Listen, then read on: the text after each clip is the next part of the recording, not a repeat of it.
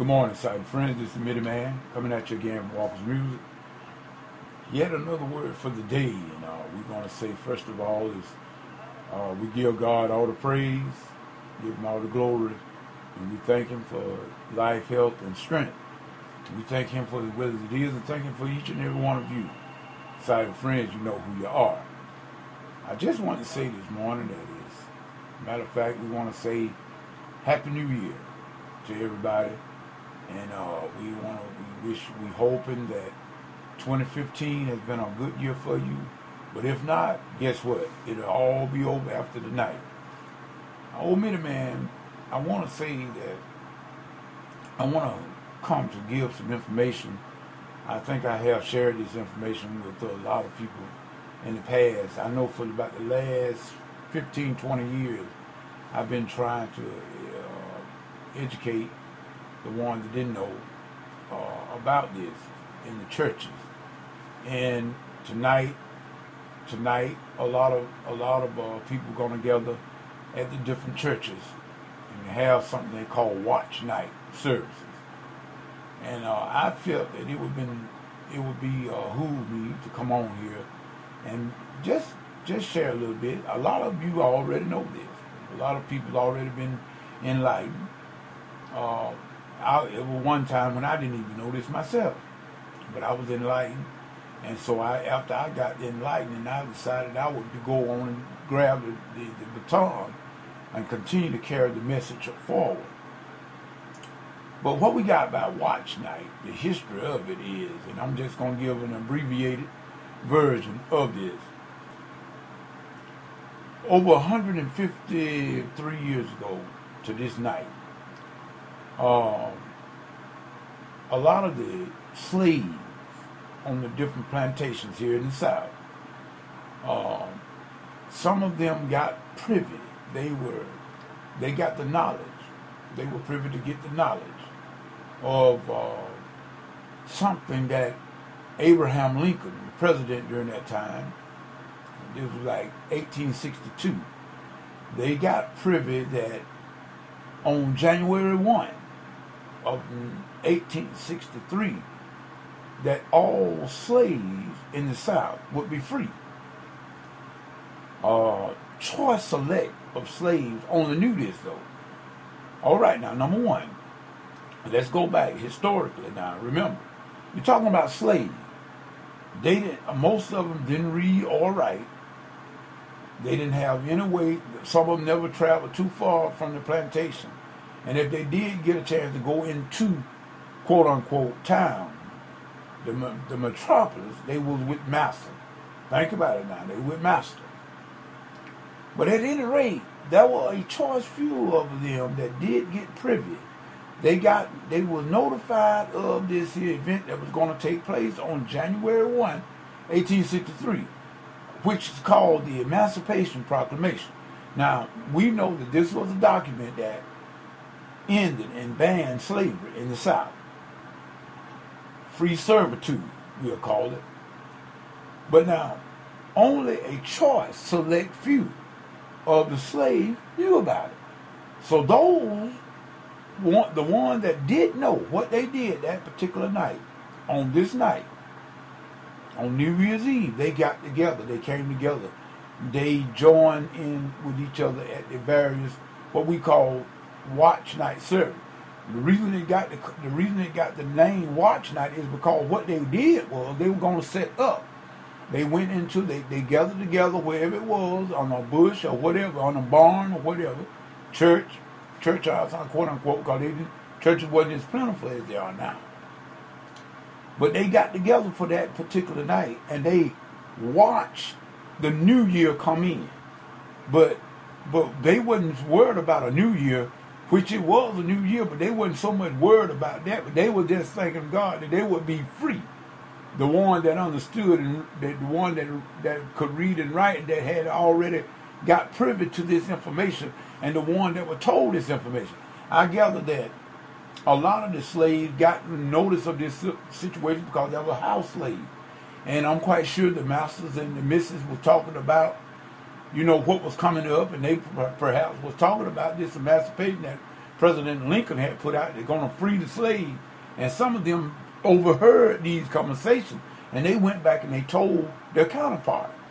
This is the way I feel like, and this is just my opinion, that they got privy of this information. And therefore, they all came together on that particular night to watch this new year come in that we're going to be what? Setting them free. The Emancipation Proclamation, January 1, 1863. That's 153 years ago.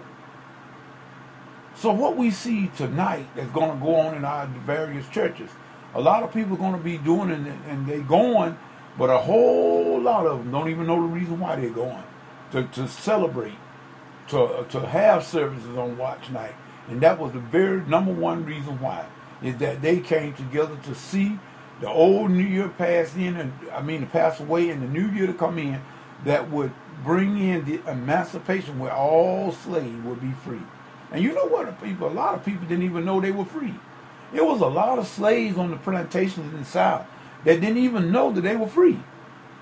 Like I say, they were uneducated. They did not read or write, most of them. And the one that did, they would leave the plantation, and some of them never did get a chance to get back, into the plantation. They let the slaves, or their counterpart, or their brethren, as you want to call it, to let them know what was really going on. A lot of slaves did not know they were free. From Texas to Florida, they did not know they were free until months and sometimes years later that they understood. The Civil War went from 1960. Well, it was like going into the third year of the war, from 1860 to 1865, and the Civil War was a bloody war, brother against brother. People, we need to look at that. We don't dwell on what has happened, but we thank God that God delivered us from the slavery, from free servitude, and giving us a right that we could be treated as an equal. In other words, that all men were created free with liberty. In other words, that thing, what it said, with liberty and justice for all, and it was for some at that particular time, but not for all. But now it should be for all, but it's still in so many, if you look at it in so many areas, and sometimes even in this day and time, you can still see certain fragments of the racial divide. You can still see certain fragments of, but what we should do as a people, black, white, polka dot, green, doesn't matter. Whatever we see that, let's crush it. Let's don't dwell on it, and let's not revert back to the senseless mentality of trying to hate. Hate have never solved anything. We need to get out of that hate. We need to get rid of that and just realize and thank God that what has happened and the way we have come through, black and white, Hispanic, this nation is made up of many races and ethnic groups. We have, to a degree, have come to live and learn to live together. And I feel now, in this present day and time where we're living in, we should come even closer to forget about the racial divide and let us join forces to tackle the real issues in life. Is that we, as a nation, we were founded as, quote unquote, Christian nation. We need to go back to that. Black, white, Hispanic, Neapolitan, whatever. We need to get together and fight the real thing in this here world, and that's evil. Let's fight everything that is evil. See, people, it is more than just racial tensions that's evil. There's a lot of other evil going on in this world. And we should not focus on just one type, but let us focus on across the board. We get together, black people, white people, Hispanic people, whatever. We all get together, that makes up the nation, the United States of America. We come together and we fight for the common cause to stop all injustice. All injustices. Let us come together. We got this thing now called the ISIS. They say the ISIS is moving across the land. But you know what? I got a bad feeling for ISIS, especially messing with Americans. Americans going to fight back. Now I'm just gonna say that, you know, I'm not being cynical. I'm just telling it like it is. Americans are gonna fight back. Now this is the thing that I'm hoping that won't happen is anarchy.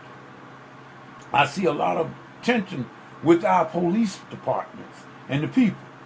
And I'm telling you, people, we need the policemen. We need good policemen. And it's not all policemen.